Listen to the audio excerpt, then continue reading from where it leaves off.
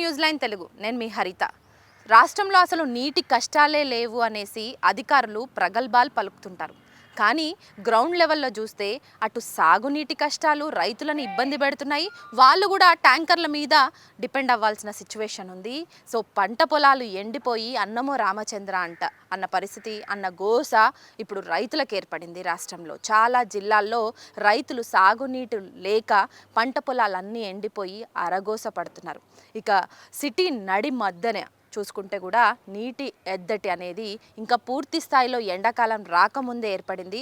Present మనము Tarnaka near by ఉన్నటువంటి నాగార్జున నగర్ ఏరియాలో ఉన్నాము.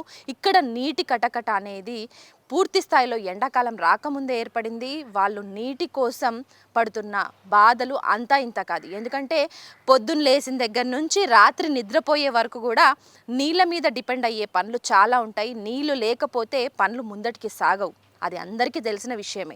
సో ఇక్కడ ఉన్నటువంటి కష్టాలు ఎట్లా ఉంటాయి, అసలు నాకు తెలిసినంత వరకు ఇక్కడ ఒక 10 ఇల్లులు ఉంటే ఒక నల్లా మీద డిపెండ్ అవుతారు. ఆ నల్లా మనం ఒకసారి చూసుకుంటే ఇక్కడ ఉన్నటువంటి నల్లా మీదనే డిపెండ్ అయ్యి 2 రోజులకు ఒకసారి ఈ నల్లా వదులుతారు. ఈ నల్లా ఎప్పుడు వదులుతుంది, ఇక్కడ నుంచి వాటర్ ఎప్పుడు వస్తాయి అని ఎదురు చూసుకుంటూ ఉండాల్సిన సిచ్యువేషన్ ఇక్కడ నాగార్జున నగర్లో ఏర్పడింది. ఈ 10 ఇల్లులు ఈ ఒక్క నల్ల మీదే డిపెండ్ అవుతుంది. ఆ 10 ఇల్లులకు ఏ అవసరాలున్నా, తాగునీటి అవసరాలకు వాడుకోవాలన్నా అన్నింటికి కూడా ఈ ఒక్క నల్ల మీదనే డిపెండ్ అవుతారు.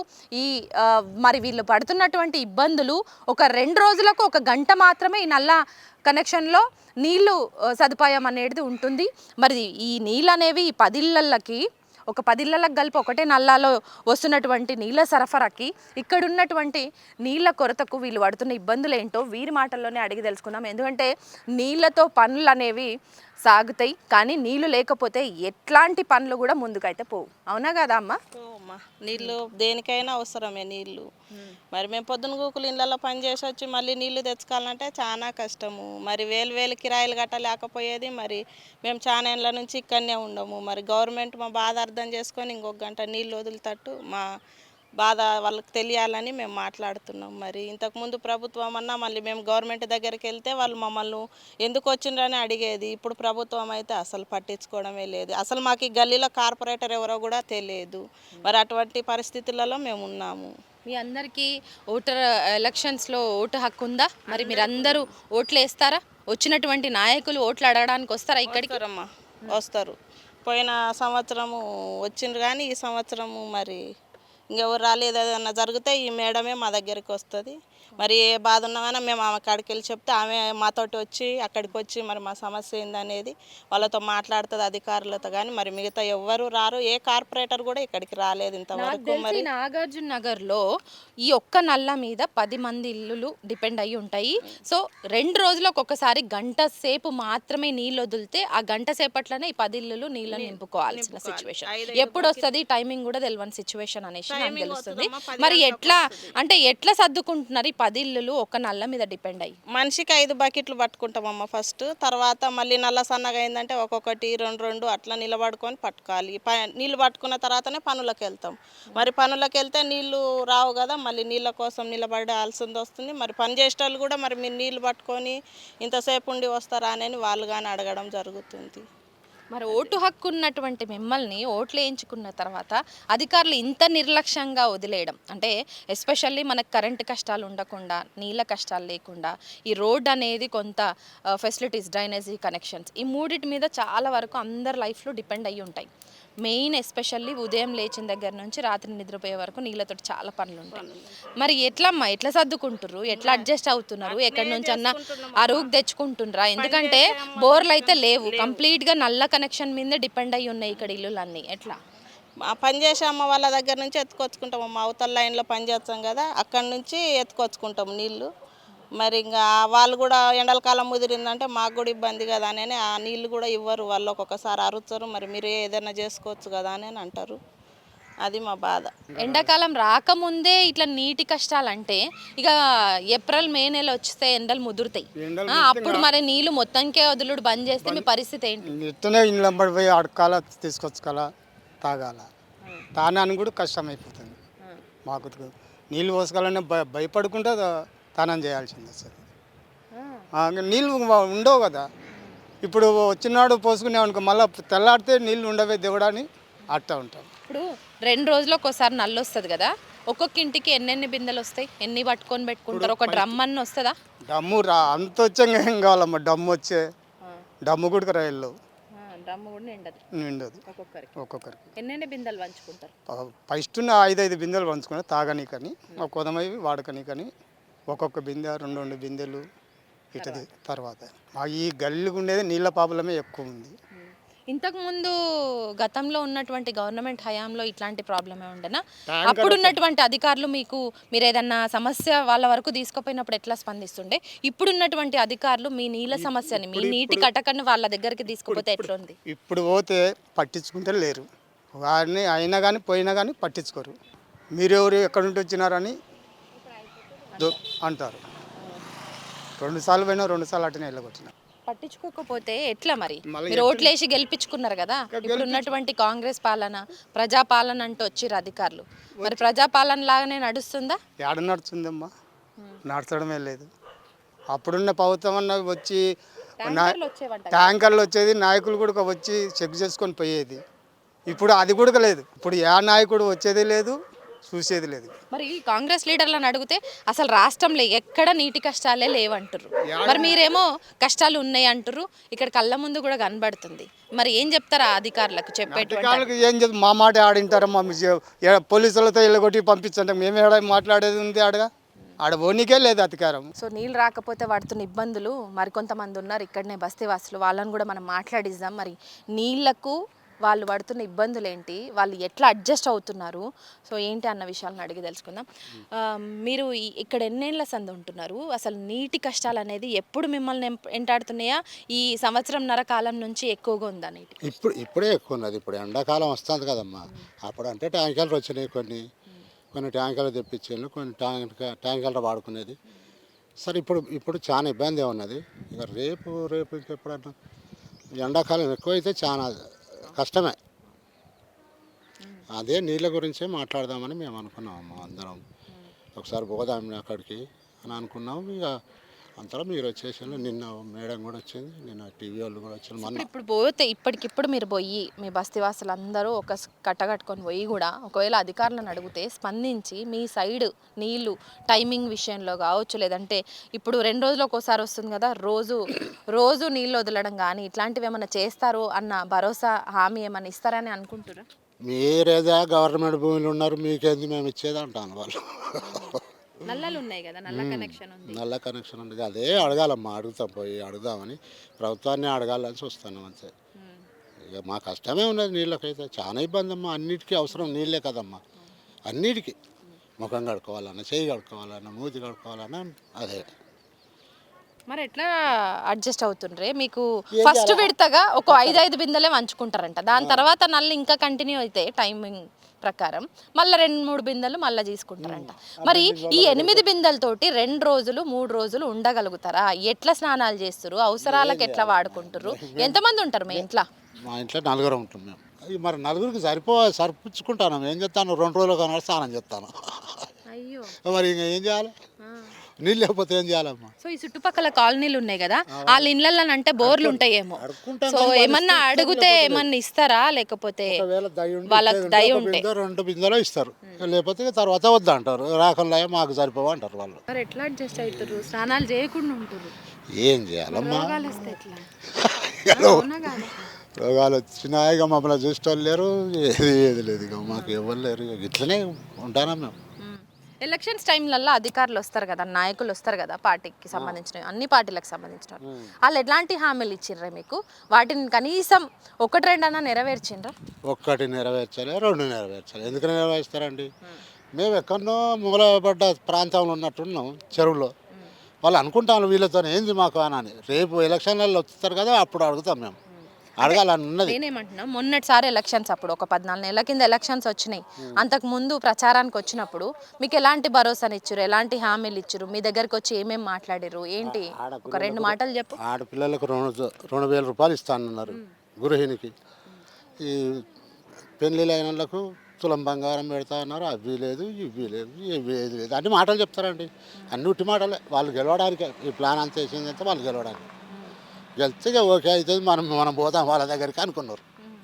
మరి ఇంతకు ముందు గవర్నమెంట్లో సేమ్ ఇదే నల్ల కనెక్షన్స్ ఉన్నా కాస్త నీళ్ళకి ఎక్కడన్నా ఇబ్బంది పడ్డప్పుడు మీకు ట్యాంకర్లు వచ్చేవంట.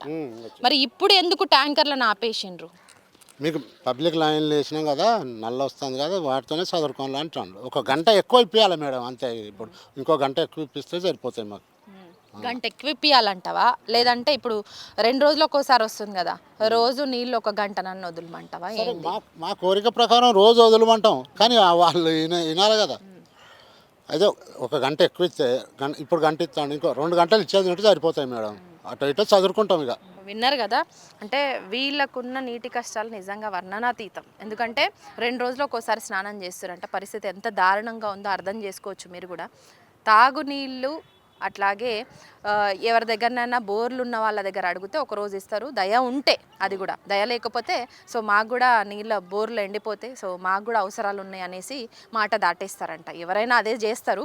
బట్ వీళ్ళకు వచ్చేటువంటి వీళ్ళకు ఉన్నటువంటి డిమాండ్లు ఏంటంటే ఇప్పుడు 2 రోజులకు వదులుతున్నటువంటి నీళ్లను రోజువారీ వదలడం కానీ, లేదంటే నీళ్లు వదిలే టైంలో టైం బీయింగ్ అనేది పెంచాలనేసి మాత్రం వీళ్ళ ప్రధానమైన డిమాండ్గా తెలుస్తుంది. కొంతమందిని మళ్ళీ ఇంకా చాలామంది బస్తీవాసులు ఉన్నారు, వాళ్ళని కూడా మనం మాట్లాడించే ప్రయత్నం చేద్దాం. అమ్మ నీ పేరేంటి, ఎన్నేళ్ళ సంది ఉంటున్నావు ఈ బస్తీలో? ఇక్కడ 30 సంవత్సరాలు అవుతుందమ్మా మేము ఉండబట్టి.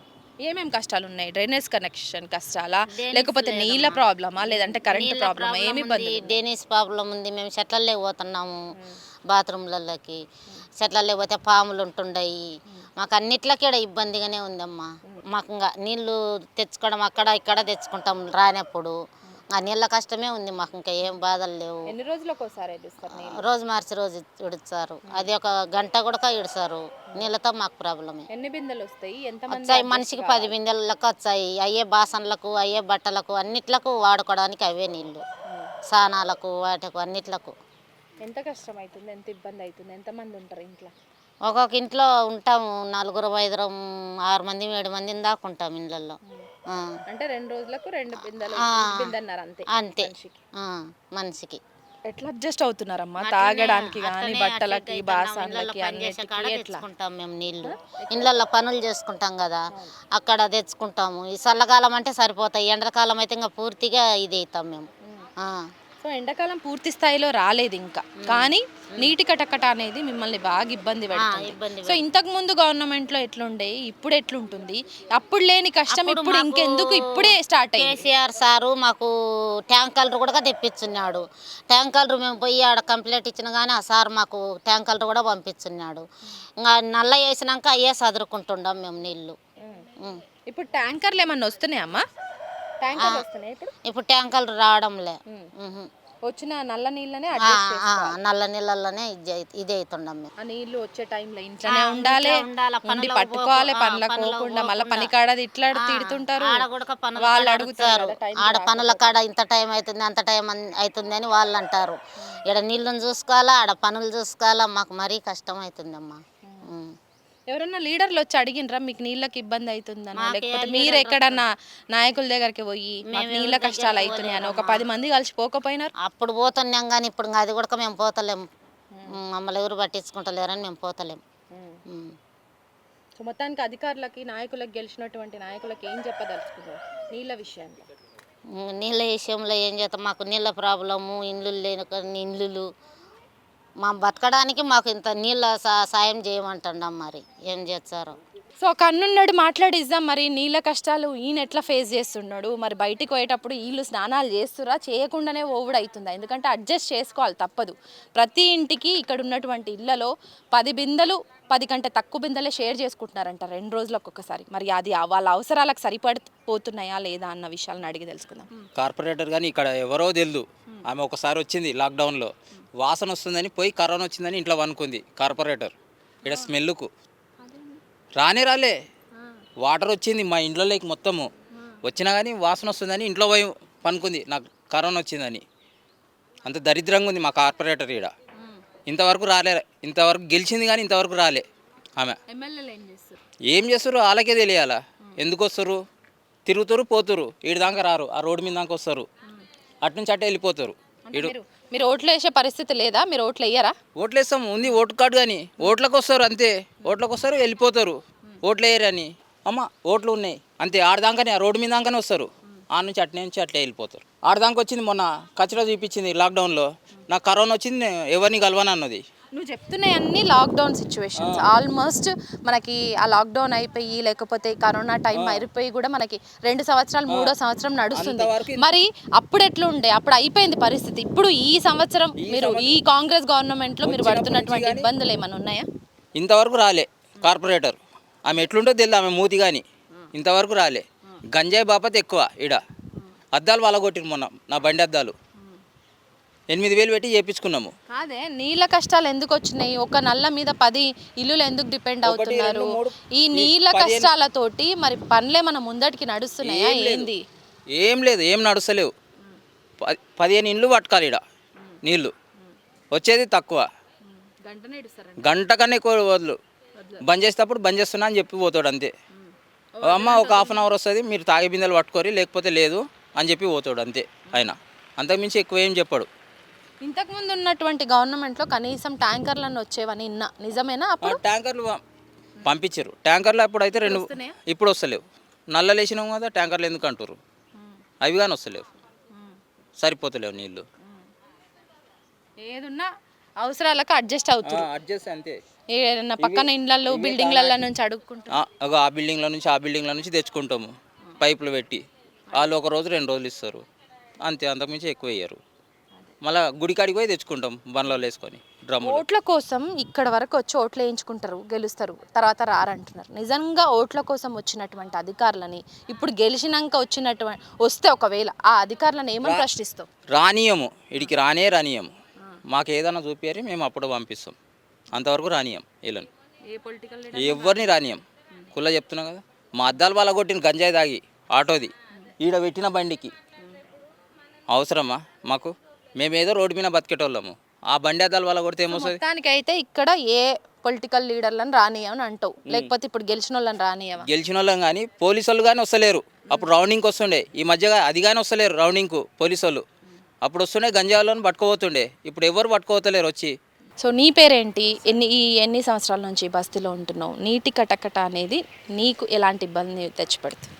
నా పేరు సంజయ్. ఇక్కడ 20 సంవత్సరాల నుంచి మేము ఉంటున్నాం. మరి మాకు నీళ్ళు ఇబ్బంది అయితే చాలా ఉంటుంది. అంటే రోజు మార్చి రోజు నీళ్లు రావడం, ఒక్కొక్క రోజు అయితే అది కూడా వదలరు, గంటన్నర కూడా వదలమంటే కూడా వదలరు. ఆ ప్రాబ్లం, వాటర్ ప్రాబ్లం ఇక్కడ ఎక్కువ ఉంది.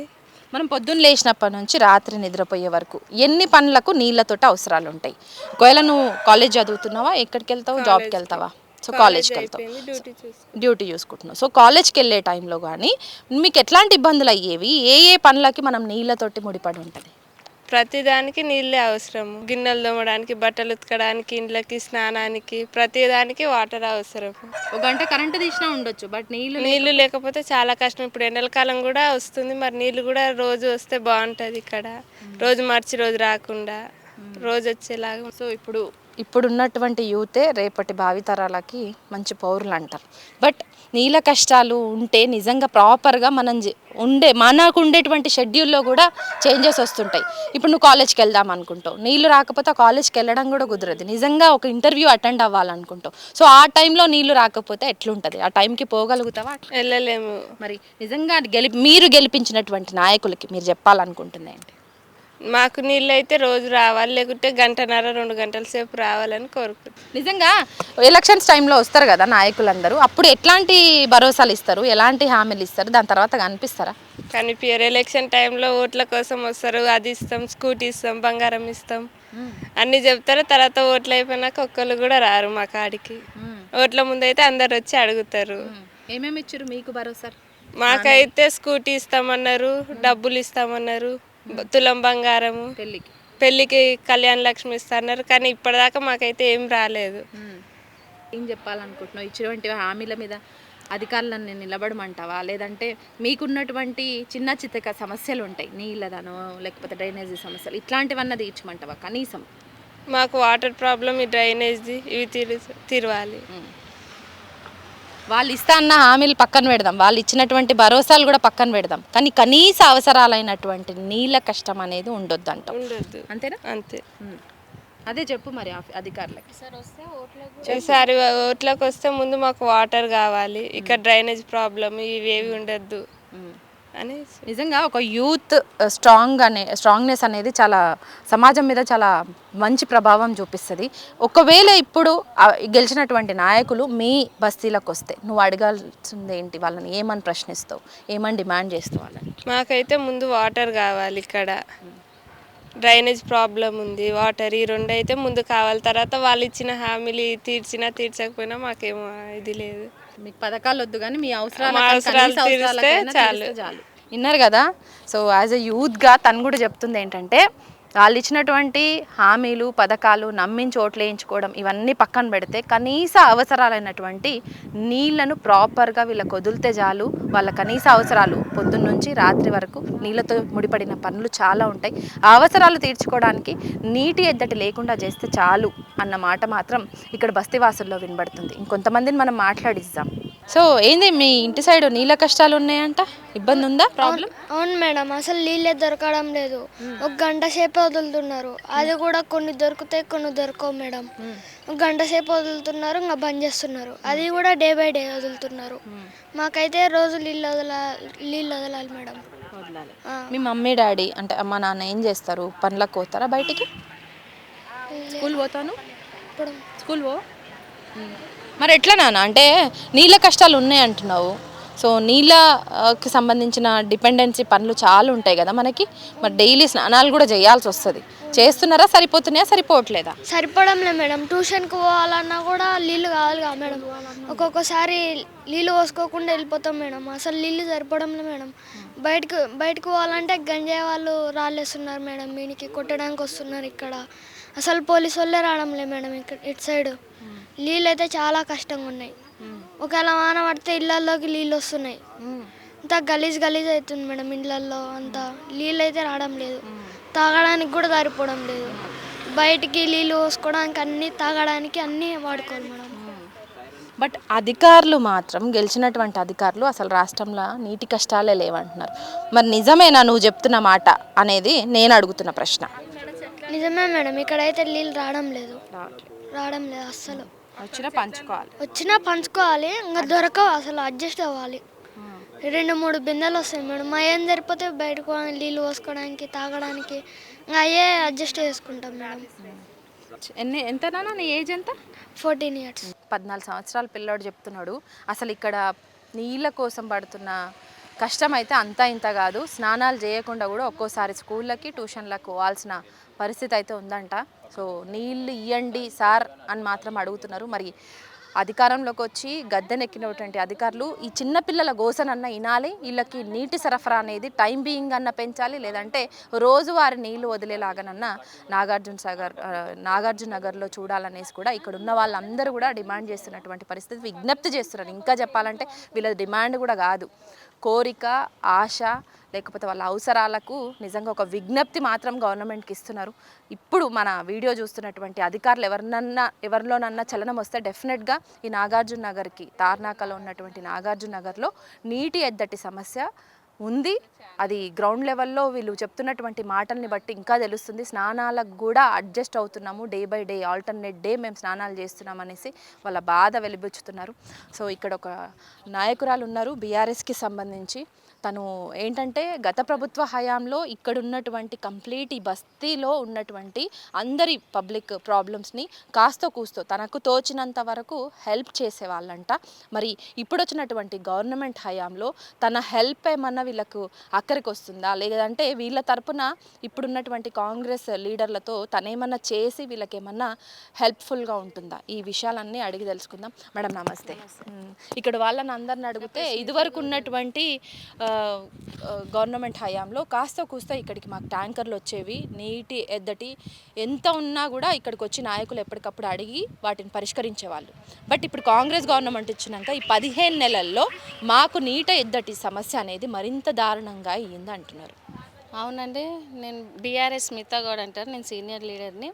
ఇక్కడ మా కేసీఆర్ గారు వచ్చినప్పుడు వీళ్ళకి ఎటువంటిది ఇబ్బంది లేకుండేది వాటర్కి. అప్పుడు ట్యాంకర్లు కూడా మేమే తెప్పించేవాళ్ళము. మా ఏరియా ఎమ్మెల్యే పద్మారావు గారు ఉన్నారు కదా, అప్పుడు డిప్యూటీ స్పీకర్ ఉండే, మినిస్టర్ కూడా ఉండే మా పద్మారావు గారు. ఆ హయాంలో మేము ఆయన ఆదేశాల ప్రకారం మేము వెళ్తుండే. ఇట్లా వీళ్ళకి వాటర్ లేదు, ఇక్కడ కరెంట్ లేదు, ఇక్కడ వీళ్ళకి చాలా ఇబ్బందులు ఉంటుండే. ఇక్కడ ఇల్లులు కూడా తీసేయడానికి కూడా వచ్చినారు. ఆ టైంలో మేమే నిలబడ్డాం. నేను మా పద్మారావు దగ్గరికి వెళ్ళి, మా సార్ దగ్గరికి వెళ్ళి మేము చెప్పుకుంటే సార్ ఇమీడియట్గా ఫోన్ చేసేవారు అధికారులకి, చేసి వీళ్ళకి అండగా నిలబడుతుండే. ఆ టైంలో వాటర్ ప్రాబ్లం అసలు లేకుండే. అప్పుడు ఇంకా నల్లలు కూడా లేకుండే. ఇక్కడ నల్లలు లేనప్పుడే రోజు ఒక 2 ట్యాంకర్లు వీళ్ళకి పంపించేవాళ్ళు. కానీ ఇప్పుడు నల్ల పెట్టించిన తర్వాత కూడా వీళ్ళకి నీళ్ళ కొరతనే వస్తుంది. ఎందుకంటే ఈ ప్రభుత్వం వచ్చిన తర్వాత, కొత్త ప్రభుత్వం వచ్చిన తర్వాత వాళ్ళు ఏం పట్టించుకుంటలేరు. వీళ్ళు ఎన్నోసార్లు పోయి కూడా కంప్లైంట్ పెట్టిర్రు.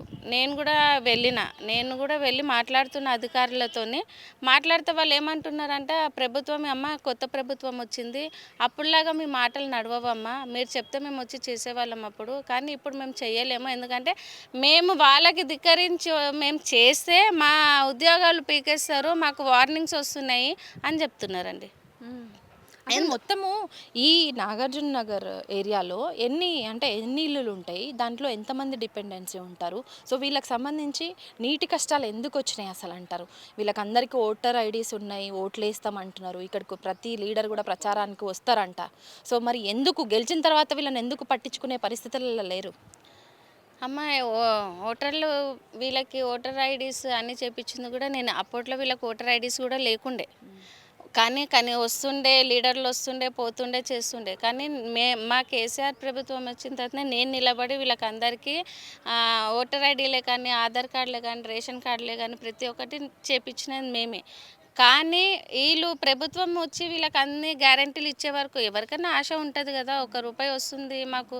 ఇప్పుడు చాక్లెట్ ఇస్తున్నామంటే ఎవరైనా ముందుకు వచ్చి చెప్తారు, అరే నేను ఈ పని చేస్తే నాకు చాక్లెట్ ఇస్తారు, లేకపోతే నాకు ₹1 వస్తుందని.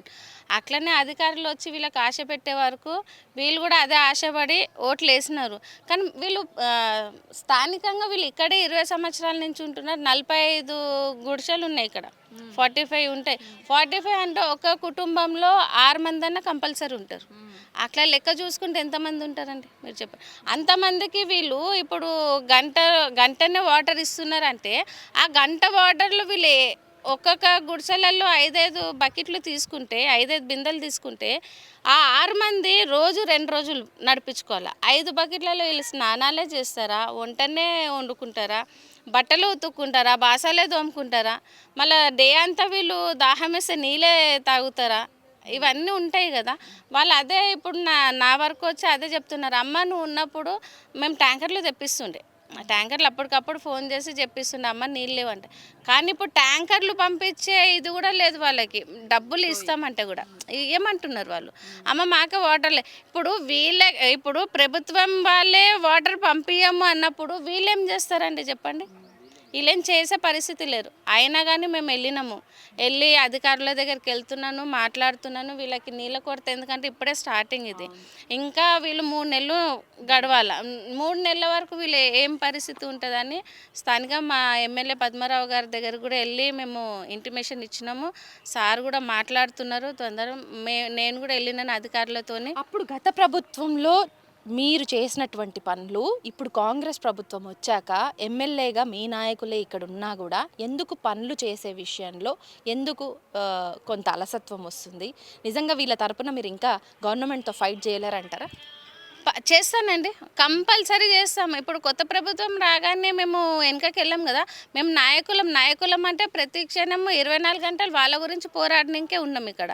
కాబట్టి కంపల్సరీ ఇప్పుడు మేము డిమాండ్ కూడా అదే చేస్తున్నాము కొత్త ప్రభుత్వంతో. ఈ కాంగ్రెస్ వచ్చిన తర్వాత ప్రతి ఒక్కరికి ఇప్పుడు హైడ్రా పెట్టి బీదోళ్ళని అందరినీ, ఇప్పుడు ఒక్క ఇల్లు కట్టుకోవాలంటే అండి బంగారము ఏదున్నా అమ్ముకొని దీనికి వాళ్ళు కష్టం పడి కట్టుకుంటారు. అట్లాంటిది కేసీఆర్ గారు ఉన్నప్పుడు వీళ్ళు అంటున్నారు కదా, అధికారులు పర్మిషన్ లేదు ఎట్లా కట్టిరని. మరి ఇచ్చిన వాళ్ళు ఆ అధికారులే కదండి వీళ్ళకి పర్మిషన్ ఇచ్చి ఇల్లులు కట్టిపించింది. అప్పుడు ఇచ్చిన పర్మిషన్ ఇప్పుడు ఎందుకు నడుస్తలేదు? ఇప్పుడు ఎందుకు నడుస్తలేదు? లేనోళ్ళకి ఎందుకు ఇల్లులు కూలగొట్టి రోడ్ల మీద ఎంతమందిని వేస్తారండి చెప్పండి. ఇప్పుడు ఈ కాంగ్రెస్ ప్రభుత్వం వచ్చిన తర్వాత అందరూ అనుకుంటున్నారు ఎందుకు మేము తెచ్చుకున్నాం ఇది అని. మేము ఇక్కడ ఉన్నోళ్ళు ఎవరు తెచ్చుకోలే, కానీ ఊర్లలో గ్యారెంటీలు ఇచ్చే వరకు 6 గ్యారెంటీలు ఏది కళ్యాణ లక్ష్మి ఇప్పుడు ఇది వచ్చిన తర్వాత 2,500 ఇస్తా అన్నారు, తులం బంగారం ఇస్తా అన్నారు. ఎక్కడ ఇచ్చినారండి? ఒక తులం. అప్పుడు మా కేసీఆర్ ప్రభుత్వం ఉన్నప్పుడు దళిత బంధు ఇచ్చిర్రు, మొత్తము పెన్షన్లు ఒక్క రోజుగా నెలకి కరెక్ట్గా వస్తుండే అండి పెన్షన్లు. ఇప్పుడు వీళ్ళకి పెన్షన్లు కూడా వస్తలేవు. ఇప్పుడు 14 గ్యారెంటీల విషయంలో నిజంగా గారడి చేసిరని అనుకుందాం కాంగ్రెస్ గవర్నమెంట్. కానీ కనీస అవసరాలకు యూజ్ అయ్యేటువంటి నీళ్ళ విషయంలో ఎందుకు అప్పుడు మీరు ఫైట్ చేసి తీసుకొచ్చేటువంటి ట్యాంకర్లు కావచ్చు, నీళ్లు కావచ్చు, ఇప్పుడు ఎందుకు ఇవ్వలేకపోతుర్రు అని అడుగుతున్నాను. ఇప్పుడు ఎందుకు ఇవ్వలేకపోతున్నారంటే ఏం చెప్తామండి, మాకు కాంగ్రెస్ వచ్చినప్పటి నుంచి ప్రతి ఒక్కటి టైటే చేస్తున్నారు. వాటర్ అసలు మెయిన్ కావాల్సిందే నీళ్ళండి. తిండి లేకపోయినా ఉండొచ్చు కానీ నీళ్ళు లేకపోతే ఉండలేం. పొద్దున్న లేసే స్నానాలకి నీళ్ళు లేకపోతే ఉండగలుగుతామా? ముఖాలు కడుక్కోడానికి నీళ్ళే కావాలి, ప్రతి ఒక్క విషయంకి కావాలి. ఇప్పుడు కాలేజ్ స్టూడెంట్స్ ఉంటారు, పిల్లలు ఉంటారు, వాళ్ళకు కూడా కంపల్సరీ కావాల్సిందే కదా. మేమైతే ప్రభుత్వంకి ఒకటే డిమాండ్ చేస్తున్నాం ఏంటంటే రోజు వేసినా కానీ 3 గంటలు నీళ్ళు వదలాల్సిందే. నీళ్ళు వదలకపోతే మాత్రం ఈసారి మేము ఊరుకునేది లేదు. ఎంతవరకు అయినా సరే మేము కొట్లాడడానికి రెడీగా ఉన్నాం. నీళ్ళు మాత్రం వీళ్ళ తరఫున మేము కొట్లాడడానికి రెడీ. మీరే అన్నట్టు 45 గుడిసెలు ఉన్నాయి. దాంట్లో ఆన్ అండ్ యావరేజ్ 5 నుంచి 6 మంది ఉంటారు. అంటే దాదాపు 300 మంది నివసించేటువంటి ఏరియాలో ఈ ప్రాబ్లం ఉంది. ఈ ఒక్క నాగార్జున నగర్ ఏరియాలోనే ఈ నీటి ఎద్దటి ఉందా, లేదంటే ఈ సరౌండింగ్ ఇంకేదన్నా ఏరియాలలో కూడా ఈ ప్రాబ్లం ఉంది? ఎందుకంటే రాష్ట్రంలో అసలు నీటి కష్టాలు ఎక్కడ లేవని అధికారులు అంటున్నారు. ఎందుకు లేదండి, ఇక్కడ నాగార్జున నగరే కాదు, హనుమాన్ నగర్లో కూడా ఉంది నీళ్ళ కొరత. ప్రతి ఇంటి దగ్గర ఉంది, లాలపేటలో కూడా ఉంది నీళ్ళ కొరత. ప్రతి దగ్గర కూడా నీళ్ళు సరిపోతలేవండి.